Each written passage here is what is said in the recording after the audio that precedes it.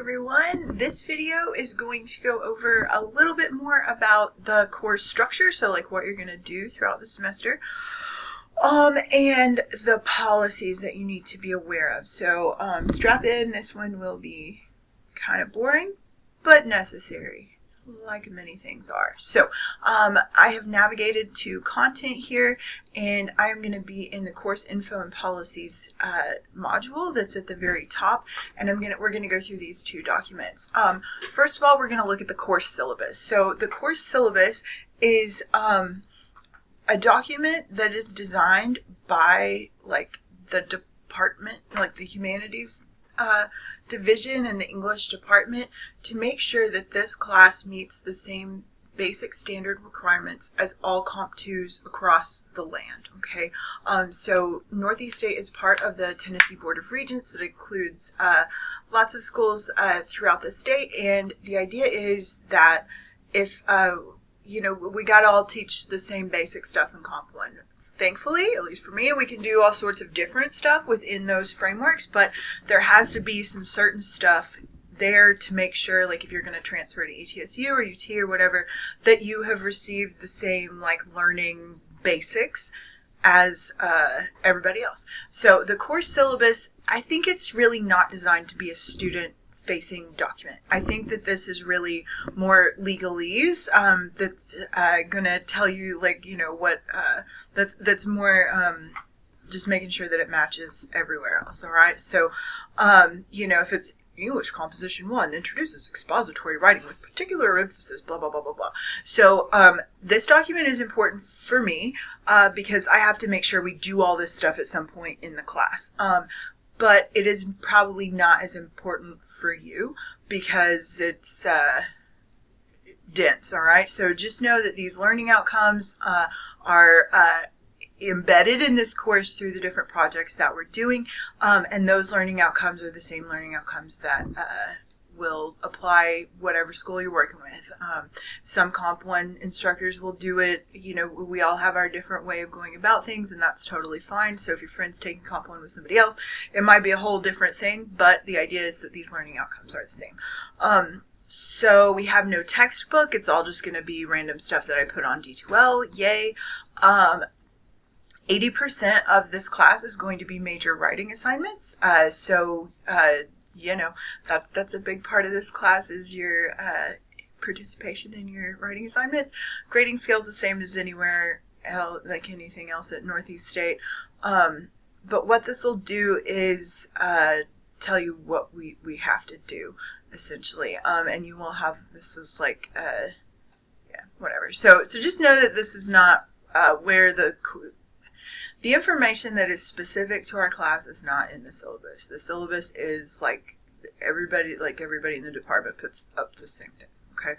What is going to be more useful for you is this instructor addendum. So addendum, think like addition. What am I adding?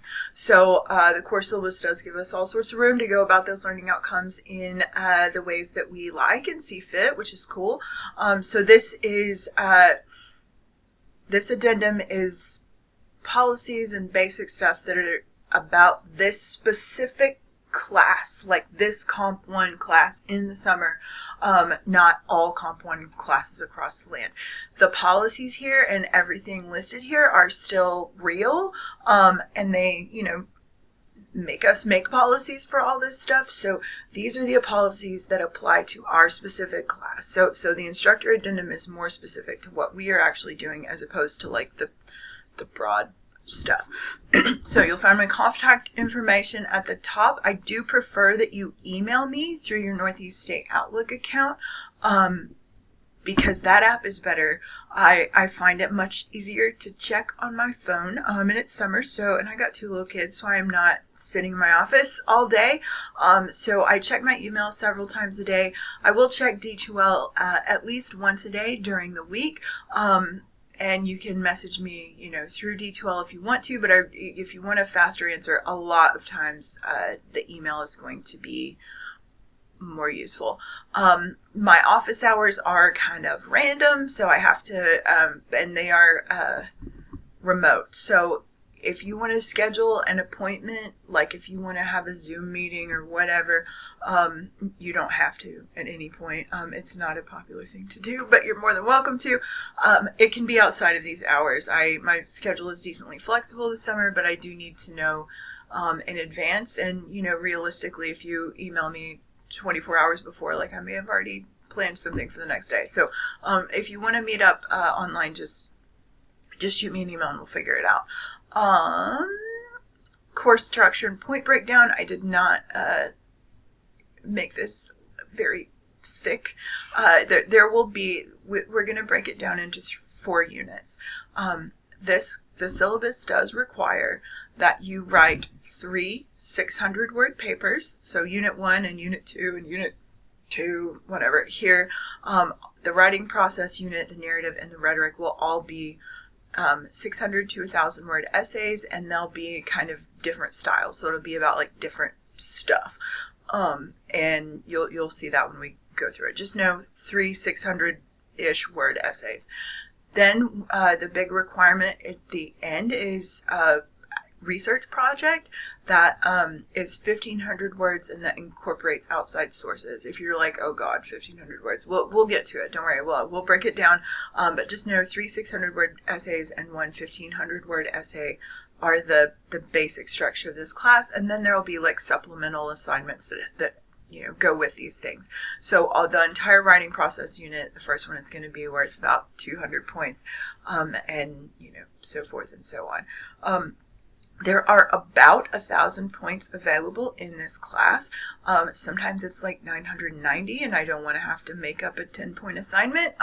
Sometimes it's 1,020 and that, so just, that, keeping it right at 1,000 is not always a thing, but yeah, it's about 1,000 points. So if you get on an essay that's worth 100 points, if you get a 90, like that's 0.9 of, that's 0.9% of the class. So that's how the point breakdown goes.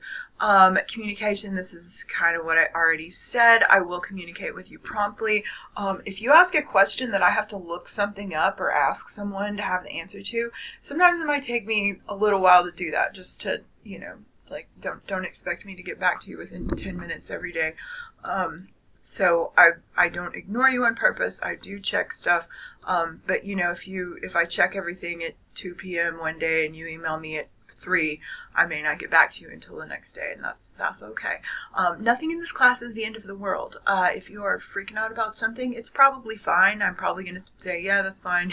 Have an extension, that kind of thing. So you do not need to work yourself into a panic attack if you haven't heard back from me or whatever. I know some of you are probably very high anxiety. This is not nothing.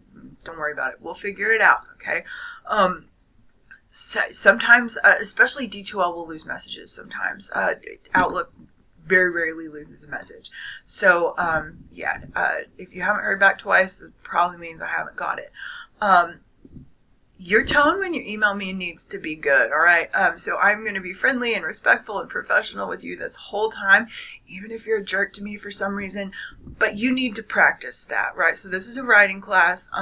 You need to practice using this, like, hi, Miss Davis, I would like to ask you a question about whatever. You need to be respectful in how you communicate professionally. It's important. So, do that. When you contact me, if you have a question, you need to be as specific and clear as possible. I do not read passive aggressive stuff very well. So if you want an extension or you think you need more points for something, just say that and it'll waste less time. If you ask for extension, I don't need to know everything about everything. Okay. I don't need to know, anything gross or very personal. Okay. So yeah, that's our communication stuff. Grading and feedback. So I use rubrics that I click on to assign points to your work. I feel like that keeps things kind of fair. I'll also give you like written feedback that might be within the rubric. So look at the rubric. Like if you lost points for your thesis statement or whatever, and I'm like, here's what you need to fix in the rubric, or I might give you an overall comment. So do look at your feedback. and I try to get that to you within a week. You know, sometimes stuff comes up and it doesn't work out, but I do shoot for a week. You can, revision is great. So if you like really, I don't know, you just like don't have time and you do something crappy for one of your essays, fine, who cares? Revise, you can revise it for more points all the way up to the end of the semester. Good revisions will address instructor feedback, and you can discuss it with me, that kind of thing. Like, so you can revise any of those big essays, and I encourage you to do it. Yeah. Late work, you lose 1 percentage point per day. So that's not bad. I try to be pretty gentle with my late work policy. After 2 weeks, you might not get to turn it in though. So that's my way of trying to put some pressure on for you to keep up and not like check out for several weeks and then get lost and all of that ends up being more work for you. So if you have something else going on, please reach out, let me know. If you're, going away this summer, that's fine, great. If you tell me in advance, it'll help. If you start fall behind, I will help you. But it is up to you. You should know at least kind of what's going on. Like if you email me and like, oh no, I've fallen behind. I maybe have looked through the to-do list for week first. Like make sure, like try looking at it yourself. That way, if you have a question or you want my advice, I can give you more specific answers for that. It's up to you to reach out. It's up to you to like keep on top of things. If you kind of disappear, I'm not going to do anything. Like I'm not going to hunt you down. So that's really on you. Yeah. File management. I'm going to ask you to write everything for this course in Microsoft Word, okay?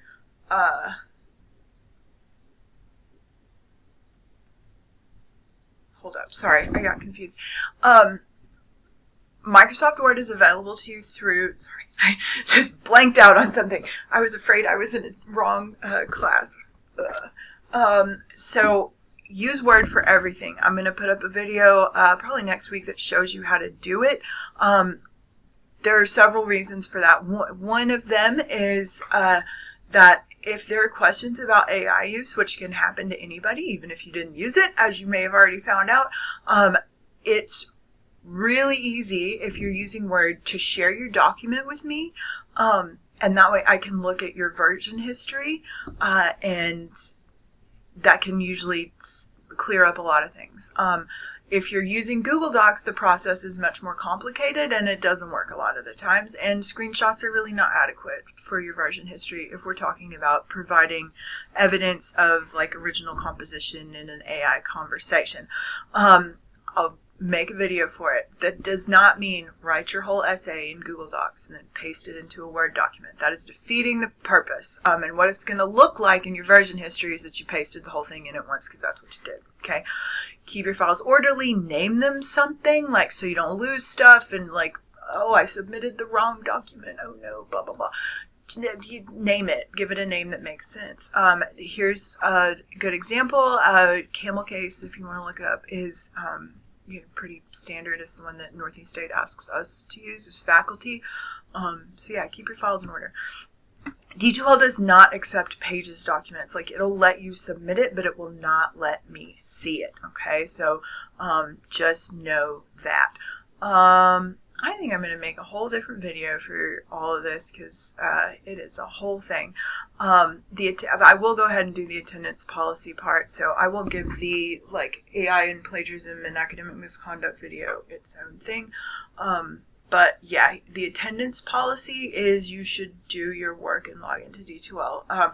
There's no like specific amount of things that I'm looking for, and you're not going to like fail for attendance as long as you're turning things in. So just like don't worry about the attendance. If you're just, log on regularly, turn your assignments in a reasonable time frame, and everything will be fine. So yeah, that's kind of what we're looking at here. And I will make you another video for those fun and exciting AI policies.